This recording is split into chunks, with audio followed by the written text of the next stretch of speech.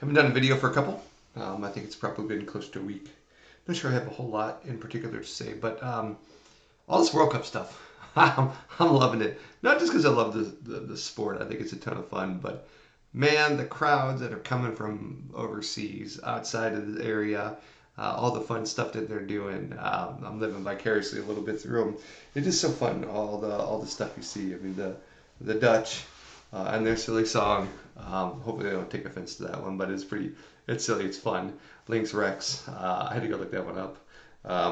Saw something on Belgium today. Obviously, the Scots are having just a fantastic time, and Boston is loving it just as much as I think the Scots are. And it's so funny to see the French down in Texas enjoying barbecue and Buc-ee's and everything else. So I think it's really great.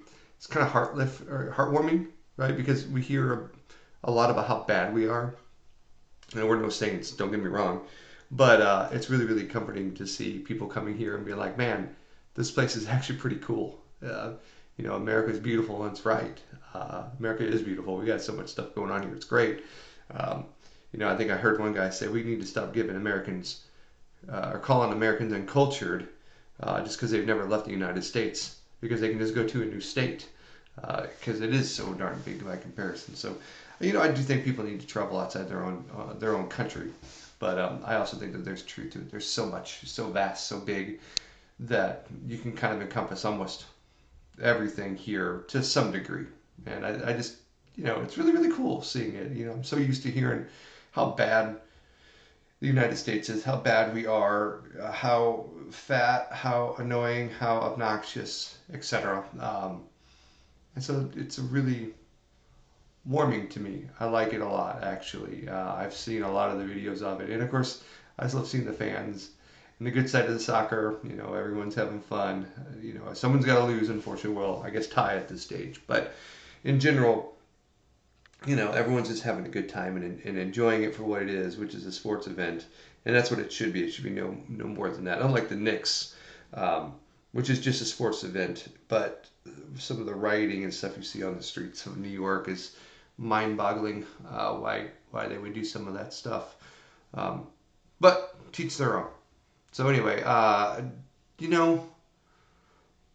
that's a great stuff. I wish that was all I had to report. There's also other trying things that are going on in the household and stuff that I'm dealing with. I just wish that some of that stuff wasn't going to go on. I fear what changes might be headed. And fear is not the right word. I just, there's some things that are, there's going to have to be some changes made. And some versions of the change are going to be tougher than others. And I think that's going to be difficult. I think it's going to be challenging. And life is moving on at a rapid pace. My kids are getting older. So the dynamics switching there a little bit in a couple of the cases. So that's good. But also it leads to issues. It leads to issues, and I'm dealing with those. And I'm dealing with I still also struggle. So I struggle on the family life. I still struggle with the food aspect of things. Like today, they had donuts with Dad. There's always another thing. It's never like, well, there's a month off. No, there's World Cup going on. You got Father's Day. Deal with the fact. So yesterday, my father.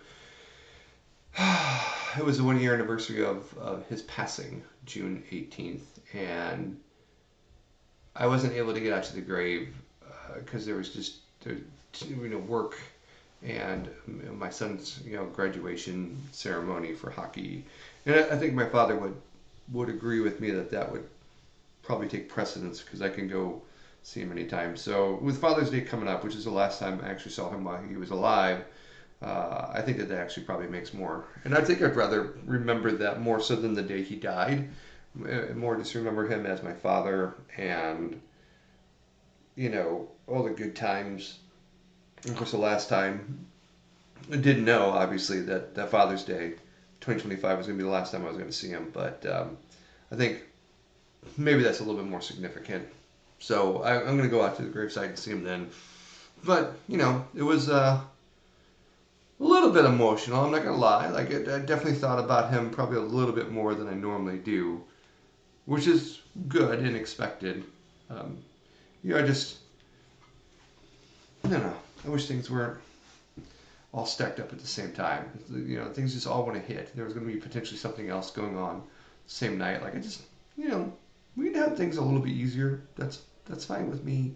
A little, you know, whatever. But yeah, I just wanted to check in real quick and say I'm struggling. I'm still struggling. You know, there's always something going on. I'm always struggling with food. I know. I mean, I'm always good about working out, but I'm fat because of the food, and it's always that. It's always the food that keeps me fat.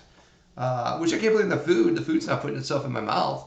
No, it's me doing it. It's my fault. I'm shoveling it in. And it all comes down to discipline, and I know it. But just knowing it doesn't mean that you do anything about it. I got to figure out something some way because I am heavier than I want. It's not so much that in day to day that it's that much of an issue, but I'm gonna run further. I want to run faster.